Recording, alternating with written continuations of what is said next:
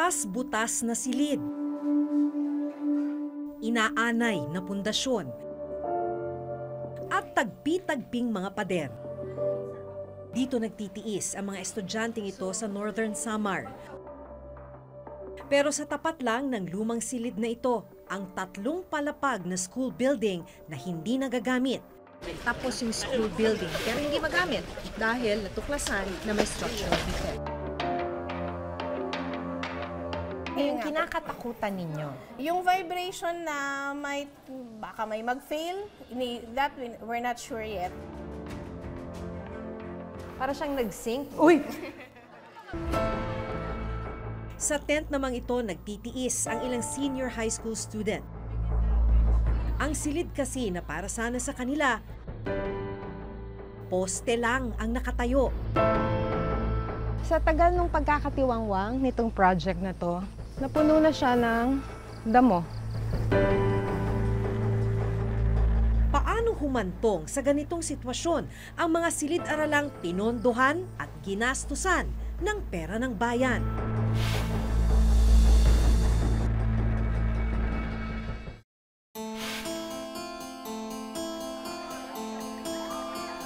Sa gitna ng init, naabutan ng reporter's notebook na nagklaklase sa isang tent sa Alegria National High School ang 47 grade 12 students. Kabilang sa kanila, sina Allen Mariz at Shara May. Kwento nila, magdadalawang taon na silang nagklaklase sa tent. Siguro po mas magiging komportable po yung pag-aaral namin kaysa kasi sa mga room namin ngayon na mainit. Noong araw na bumisita kami, sabay na ginagawa sa isang compound ng isang cultural program at ang klase sa tent ni Shara May. Magtatapos na sila ngayong Biyernes sa senior high, pero ni minsan hindi sila nakaranas na magkaroon ng maayos na silid. Masakit pong isipin na gagraduate kami na wala man lang maayos na building, walang maayos na environment para mas lalong ma-encourage yung mga estudyanteng pumasok araw-araw. Taong 2015 nang maglaan ng 10 million pesos para sa pagtatayo ng school building para kina Allen Mariz at Shara May.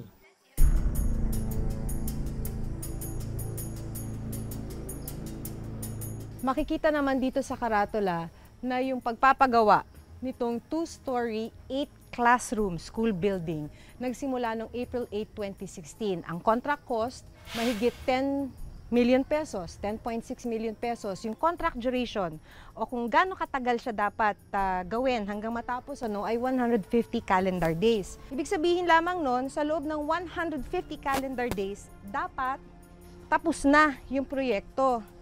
Pero ito lang nasa likuran lang nung karatula, ito na yung school building na sinimulang itayo noong 2016. Wala pa rin. Itong mga steel bars na to, dapat beams. Pero banda ron, makikita mo, sa tagal ng pagkakatiwangwang, lumundoy na. Kasama namin nung araw na yon ang DepEd engineer na nakatalaga sa pag-iinspeksyon ng mga itinatayong school building sa Northern Samar. Makailang ulit na raw inilapit ni na Engineer Ultra ng DepEd Region 8 ang problemang ito sa DPWH. Maski raw kasi sila, hirap na sa kalagayan ng mga bata. Eto ma'am, gano'n na ba katagal itong nakatiwangwang? Yeah, April 8, 2016, yung effectivity. Nag-start yun Yes. Oo. Bumalik kayo rito ng May. Nag-monitor kami, nag-document kami nung May 25, 2017. Ganito na itsura Ganito niya. na yung itsura niya. At hanggang ngayon, ganito pa rin.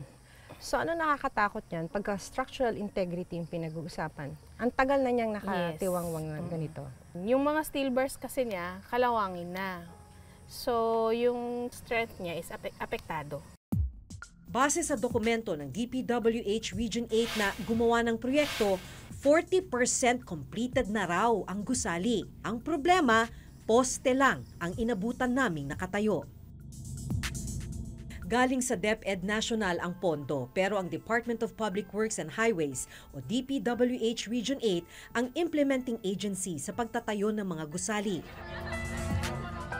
Kaya naman ganun na lamang ang panghihinayang ni na Allen Mariz at Shara May sa dapat sanay maayos nilang silid-aralan. Kung hindi natigil yung building namin na yun, siguro mas komportable tsaka mas mas matututo po kami kasi maganda po yung yung environment. Nakukulangan po ako sa aksyong ginagawa ng gobyerno, pati na rin po ng school namin kasi dapat bago kami magtapos, makita na namin talaga yung solid na talaga na structure ng building namin. Nang araw na bumisita kami, may nagsisimula na ulit sa paggawa ng gusali. Kailan po kayo bumalik rito? Pang-apat na linggo na ngayon. Pang-4 na linggo po ngayon.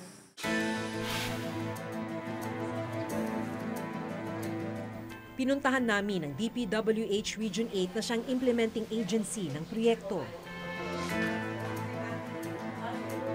Yung isang pinuntahan namin, yung Alegria, started 2016. Opo. Hanggang ngayon, iilang poste pa lang.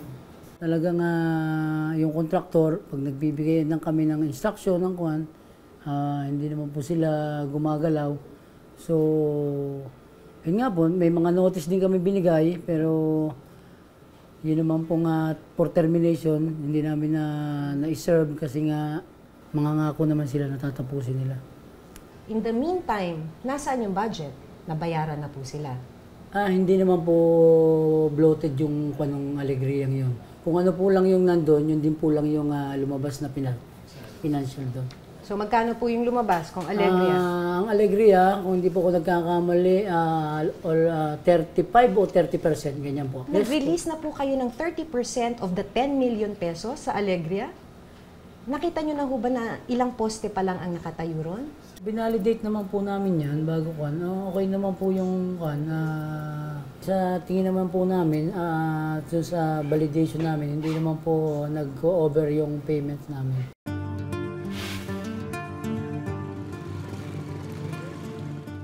Sunod naming tinungo ang isa pang school building sa bayan naman ng Victoria. Dahil lubak-lubak ang kalsada at nasa bulubunduking bahagi ito ng Samar, habal-habal lang ang nakararating dito. Hindi nalalayo sa una naming napuntahan ang nadatnan naming kalagayan ng school building dito sa Lungib Elementary School.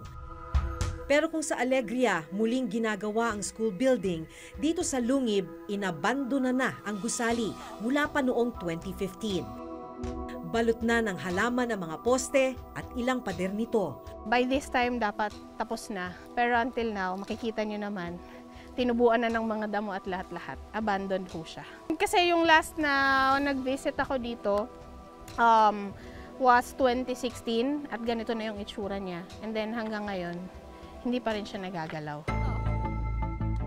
Ang budget allocation para rito, 2.8 million pesos.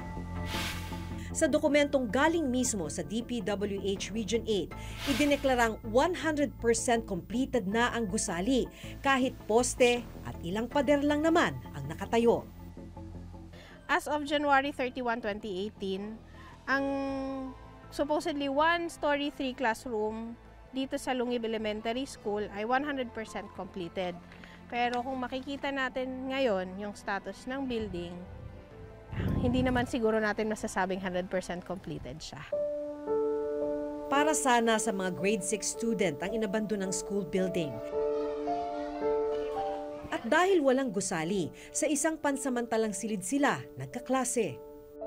Kakapanghinayang talaga kasi grade 6 na ngayon. So mag-graduate na sila, wala pa rin. Katiwangwang pa rin yung building. Minsan malakas yung ulan, hindi kayo magkarinigan. Yung 100% completed po ng DPWH ay poste lang. Pacheck ko po yun, hindi po masyadong kan sa akin yung wave na yun. Bakit ho ganito ang sitwasyon ninyo? Nagiging problema nga po, yung mga kontraktor minsan, kahit anong instruction, minsan hindi sumusunod, nagkakaroon ng problema. Yes, Ayaw sumunod sa inyo ng kontraktor, kaya napakaraming school buildings dito sa distrito nyo ang hindi tapos, ang abandonado, kaya may structural defect? Yun po, nakikita namin problema. Tapos yung iba naman po, may mga project location na problem.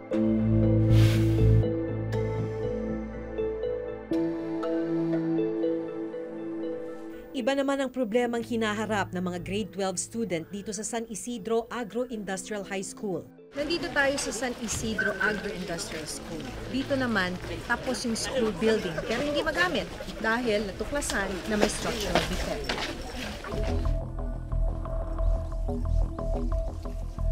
Ilan pong classroom to? 6.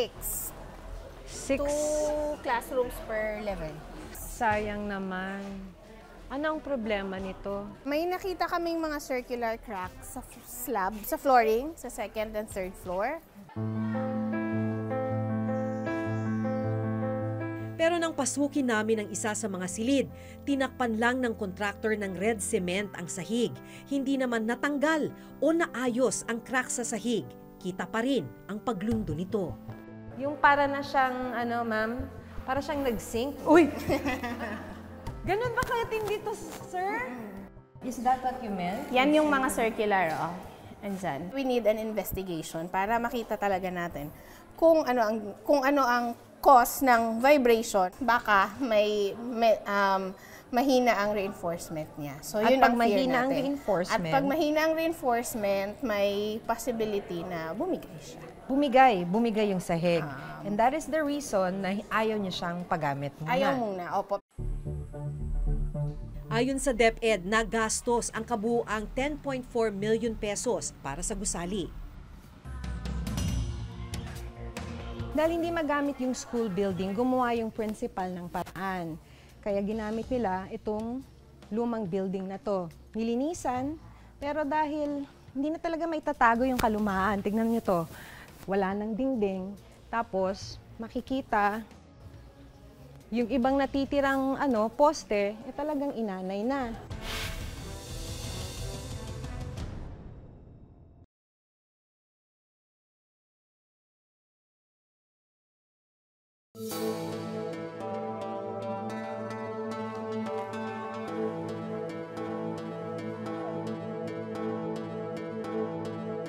Ito yung tatlong palapag na school building ng San Isidro Agro-Industrial National High School sa Northern Samar.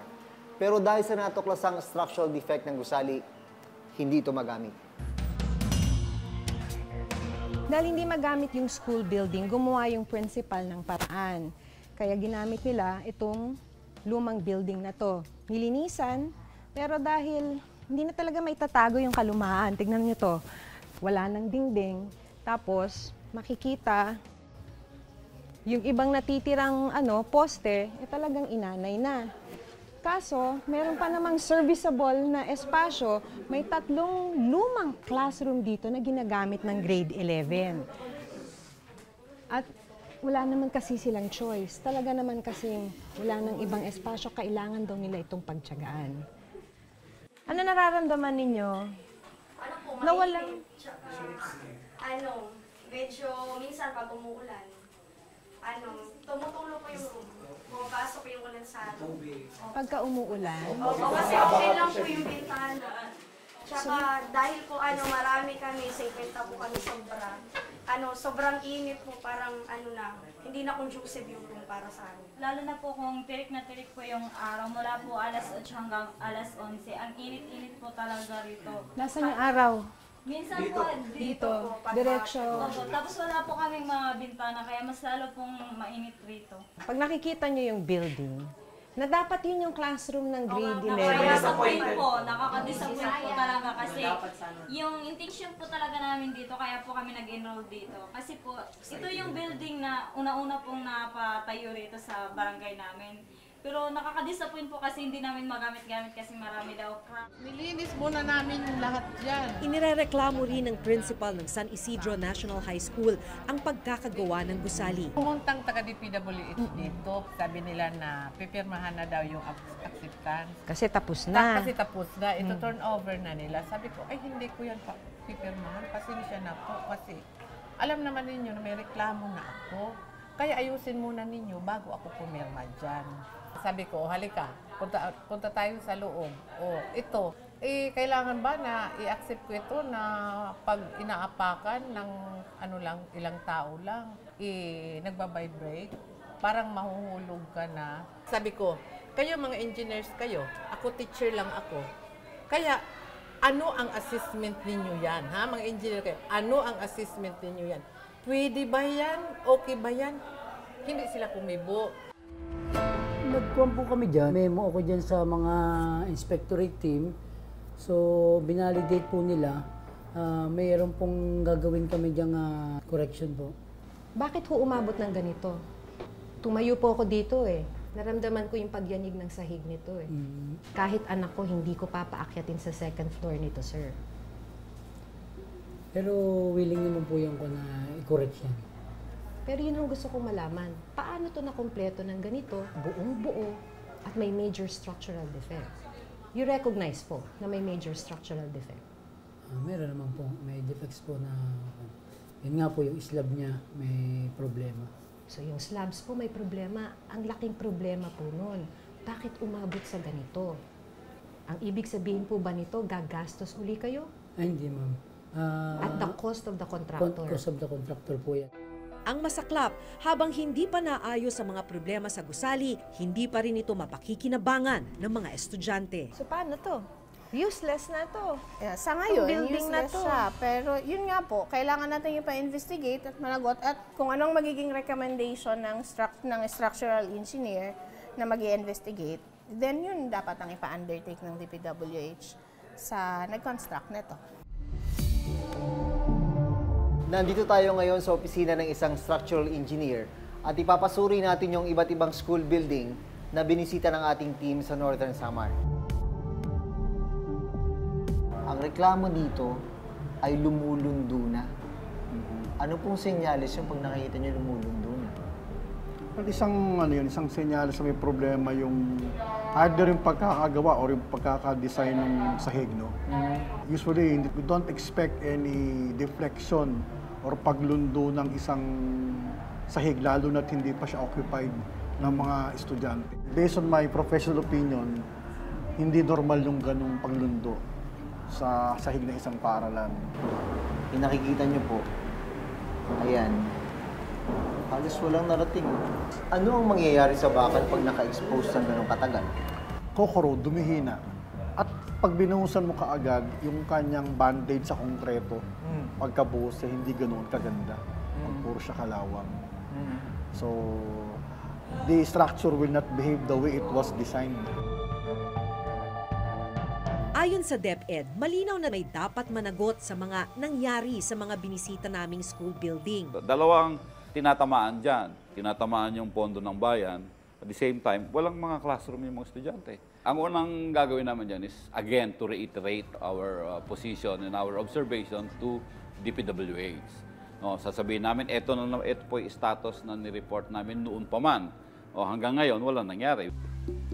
Nagkaroon po ng mismanagement on the part of the District Engineering Office. Maaari kung hindi po natingnan ng mabuti ito. Kung po talagang may pananagutan ang kontraktor nito, ay patawan po namin ng termination at saka bigyan po namin ng blacklisting. Meron pong lapse ang engineering office po na yan sa pag-i-implement po ng school building project. Kung ano man po yung dapat na gawin sa kanya ay gagawin namin ng mabilis. We can commit na in the near future matatapusin po namin yung mga proyekto na yan.